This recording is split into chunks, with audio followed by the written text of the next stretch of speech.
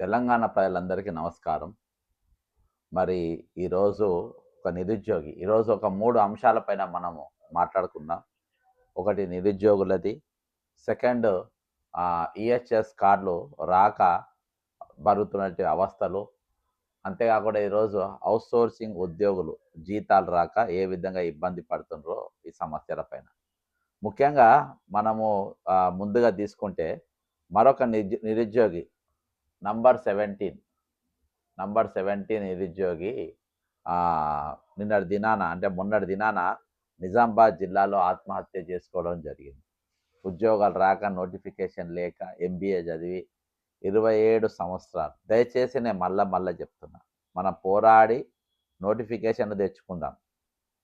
ఉద్యోగము ఒకవేళ అందరికీ లక్షల మందికి రాదు, కానీ మీ నాలెడ్జ్ కానీ దేనికి కానీ ఎక్కడికి పోదు. కాబట్టి ఈరోజు తల్లిదండ్రుల మీద భారం అవుతున్నాం, సమాజం మీద భారం అవుతున్నాం. ఎవరి పైన ఏం చేస్తున్నావు అని అడుగుతుండ్రు. చెప్పుకోలేని పరిస్థితిలో ఉన్నాం.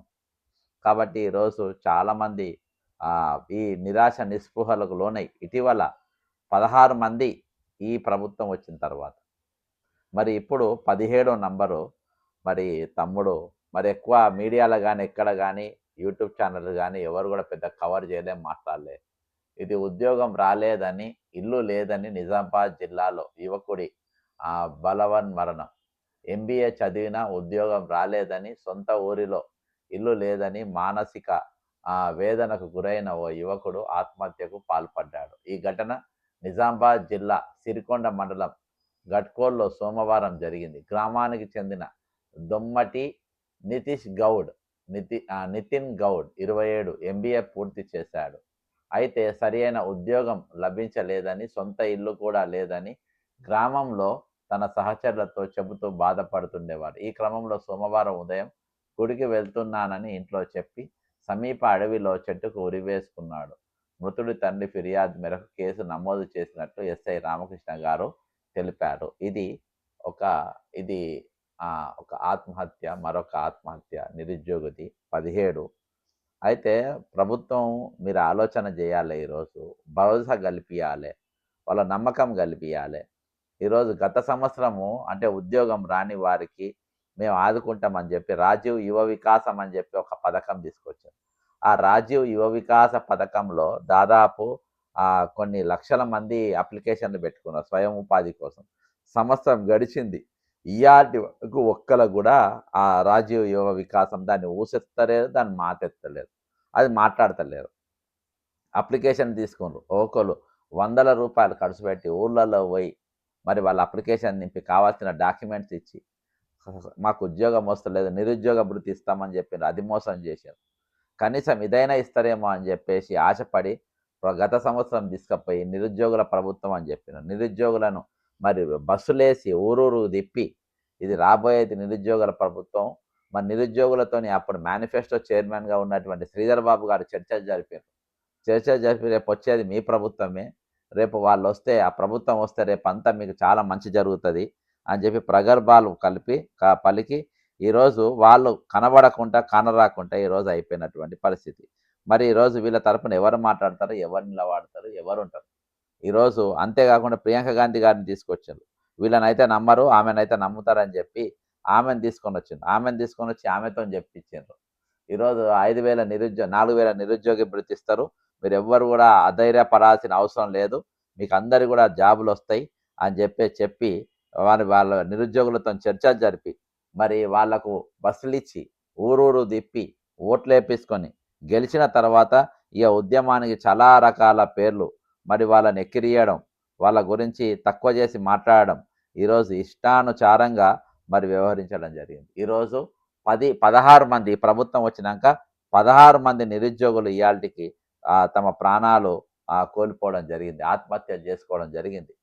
అందుకని మేమైనా మాట్లాడే ప్రయత్నం చేస్తే మరి రేవంత్ రెడ్డి గారు హిందూ పేపర్ యాజమాన్యం ముందు కూర్చొని నేను 67,000 నౌకర్లు ఇచ్చేసిన, 20,534 నౌకర్లు ఇచ్చేసిన అని చెప్పి సిగ్గు లేకుండా పచ్చి అబద్ధం ఒక ముఖ్యమంత్రి స్థాయిలో ఉన్నటువంటి వ్యక్తి మరి ఇంత పచ్చి అబద్ధం చెప్పొచ్చునా? ఈరోజు ఏ విధంగా చెప్తా ఉన్నారు? ఈరోజు ఇవాళ నేను తెల్లారిపోయి మరి ఇట్లా చెప్పినారు కదా, మరి నోటిఫికేషన్ లేదు చూపిమని టీజీపీఎస్సీ ఆఫీస్కి పోయి మరి అక్కడ ఎంప్లాయ్మెంట్ ఎక్స్చేంజ్ ఆఫీస్కి పోయి అక్కడ నేను కమిషన్కి పోయి అక్కడ నేను కూర్చుంటే వాళ్ళు ఒక నోటిఫికేషన్ చూపించే ప్రయత్నం లేరు.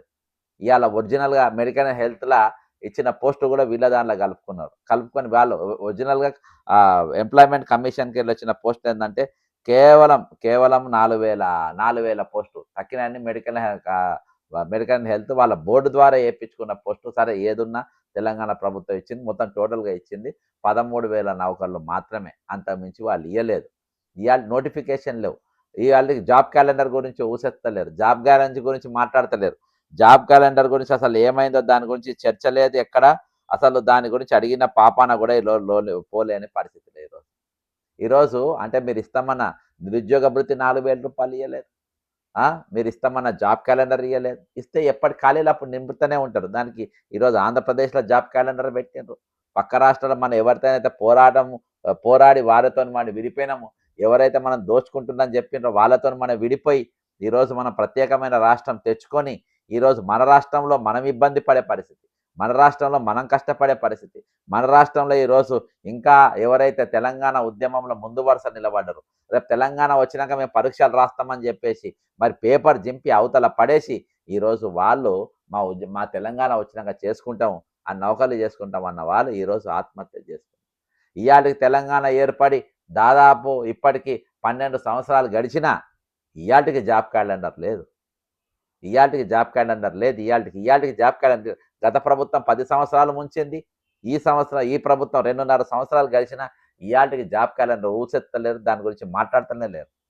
ఇక 4 సంవత్సరాలకు ఒకసారి నోటిఫికేషన్లు పడ్డ తర్వాత మరి వీళ్ళు ఏ విధంగా ప్రిపేర్ అవుతారు? ఒక డిఎస్సి ఒకటే 2 ఏళ్ల కింద ఇచ్చారు, తక్కువనే అన్ని 4 సంవత్సరాలు అయింది ఇప్పటికి నోటిఫికేషన్లు ఇచ్చి. ఆ 4 సంవత్సరాల నోటిఫికేషన్ వాళ్ళ ఏజ్ ఏ విధంగా పెరగకుండా ఉంటే వాళ్ళ వయసు ఎక్కడుందో అక్కడనే ఉంటుందా? వాళ్ళ వయసు పెరగదా? ఈరోజు 4 సంవత్సరాలు అయింది నోటిఫికేషన్లు ఇచ్చి, వాళ్ళ వయసు పెరగరా?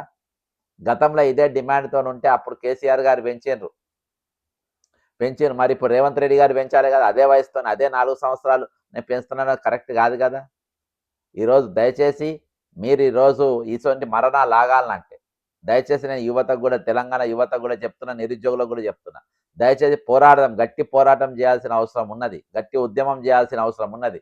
ఇవాళ 3 సమస్యలతో ముగ్గురిని నేను ముందు పెట్టుకొని ఈరోజు చర్చకు వచ్చిన.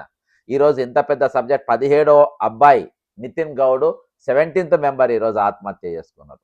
ఈరోజు మనం చూస్తూ ఉన్నాం ఈ నెల రోజులలో ఇద్దరు గౌడ్ పిల్లలు ఆత్మహత్య చేసుకున్నారు. ఇద్దరు బీసీ వాళ్ళే.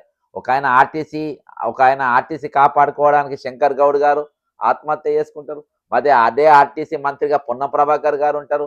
మరి మేము మీతో చర్చలు జరుపుతాం. ఒక పొన్నం ప్రభాకర్ గారు ఉన్న తర్వాత ఒక బీసీ శాఖ మంత్రి కూడా ఆయన దగ్గరనే ఉంటుంది. ఒక బీసీ శాఖ మంత్రి దగ్గర ఉన్నాక ఇన్ని బీసీ పార్టీలు పుట్టిన తర్వాత ఈరోజు ఆయన ఇంతమంది ఉన్నా మా తరఫున మాట్లాడతారు, కొట్లాడతారనే భరోసా శంకర్ గౌడ్కి ఎందుకు ఇవ్వలేకపోయింది?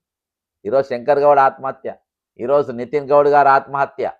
ఆ అబ్బాయి ఈరోజు 27 సంవత్సరాలు. ఈరోజు ఒక యుద్ధం చేయాల్సిన వయసు, సెటిల్ అవ్వాల్సిన వయసు, కుటుంబాన్ని కాపాడుకోవాల్సిన వయసు, ఊరును కాపాడుకోవాల్సిన వయసు, రాష్ట్రాన్ని కాపాడుకోవాల్సిన వయసు, దేశాన్ని కాపాడుకోవాల్సిన వయసు.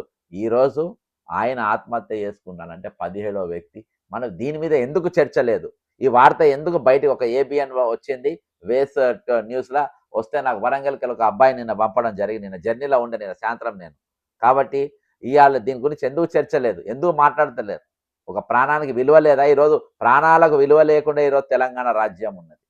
తెలంగాణ రాష్ట్ర రేవంత్ రెడ్డి గారి రాజ్యం ఎట్లున్నదంటే ఈరోజు ఒక ఆత్మహత్య అంటే ఈరోజు విలువ లేకుండా పోయింది, ఒక ప్రాణం పోయిందంటే విలువ లేకుండా పోయింది. ఒక ఆయన ఈరోజు తన ప్రాణాన్ని కోల్పోయిండు, తన బలవన్మరణం చేసుకున్నాడు. ఈరోజు మనం ఇస్తామన్న ఉద్యోగాలు ఇవ్వకుంటే, ఈరోజు వాళ్ళ భరోసా కల్పించకుంటే ఈరోజు ఒక అబ్బాయి చనిపోయిందని చెప్తాను. దీనిపైన ఒక చర్చ లేదు. ఇది అంత ఇంపార్టెంట్ అని వీళ్ళు అనుకుంటలేరా? ఈరోజు ఇంకా పైగా టీజీపీఎస్సీ కమిషన్ చైర్మన్ గారు ఎవరున్నారు? ఈరోజు బుర్ర వెంకటేశం గౌడ్ గారు ఉన్నారు.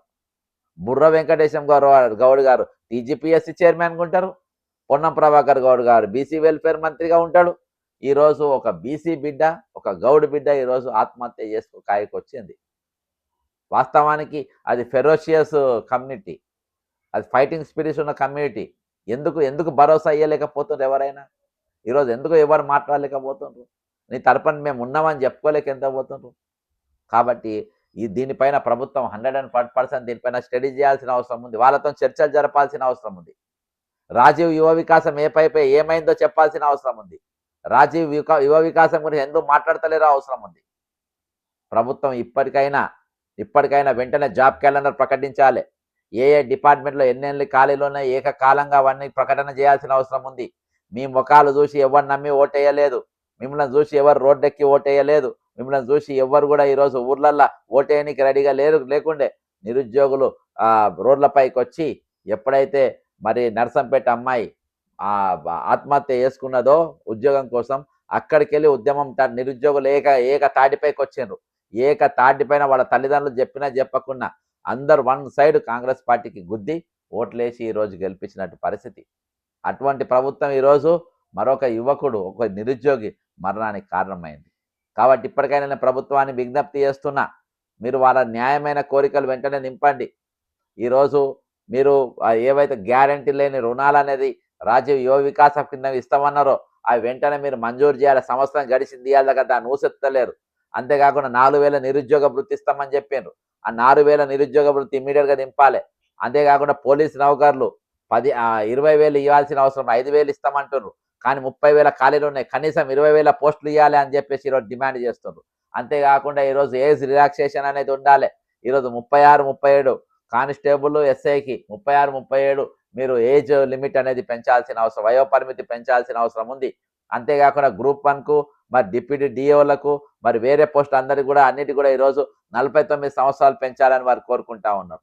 ఈరోజు ప్రతి ఖాళీ కూడా మీరు ఆ ఖాళీల పైన మొత్తం ఒక మ్యాప్ తయారు చేసి అవన్నీ కూడా ఇంపీరియర్గా నింపాల్సిన అవసరం ఉందని చెప్పేసి ఈ సందర్భంగా విజ్ఞప్తి చేస్తున్న ప్రభుత్వానికి. లేకుంటే వచ్చే రోజులలో ఒక పెద్ద తిరుగుబాటు అనేది జరుగుతుంది. ఇయాల్టి కూడా ఇంకా ప్రభుత్వానికి చూస్తూ ఉన్నారు. ఇంకో 2.5 సంవత్సరాలు ఉన్నాయి. ఏమన్నా చేస్తారా మీరు ఏం చేస్తలేరు కాబట్టి వీళ్ళు చేసుకుంటుంది. ఇక అర్థమైందా? వీళ్ళు ఏం చేస్తలేరు కాబట్టి వీళ్ళు చేసుకుంటారు. కాబట్టి ఆలోచన వెంటనే చేయాలి. ఇమీడియట్గా ఏజ్ రిలాక్షన్ ఇవ్వాలి. మీరు ఖాళీలు నింపాలి. జాబ్ క్యాలెండర్ ఇమీడియట్ రిలీజ్ చేయాలి. 4,000 నిరుద్యోగ భృతి ఇవ్వాలి. అంతేకాకుండా ఈరోజు టీజీపీఎస్సీ ఇస్తామన్న 4 నిరుద్యోగ భృతి ఇవ్వకుండా టీజీపీఎస్సీ ఫీజు ఏకంగా 1000 రూపాయలు పెంచేసింది. ఇక సరే మీరు ఎన్ని పోస్టులు పెంచితే ఎంతమంది పరీక్షలు రాస్తే ఈరోజు మీకు అన్ని పైసలు వస్తాయి. ఆ పైసలు కూడా కావాలి కదా. ఈరోజు మీ దుకాణం అంటే అదే కదా. మీకు ఎంత కావాలంటే అన్ని పైసలు వస్తాయి. కాబట్టి ఈరోజు ప్రభుత్వం పెద్దగా ఆలోచన చేయాలి, మంచిగా ఆలోచన చేయాలి, మనిషి లెక్క ఆలోచన చేయాలని చెప్పేసి నేను మీ అందరిని కూడా ఈరోజు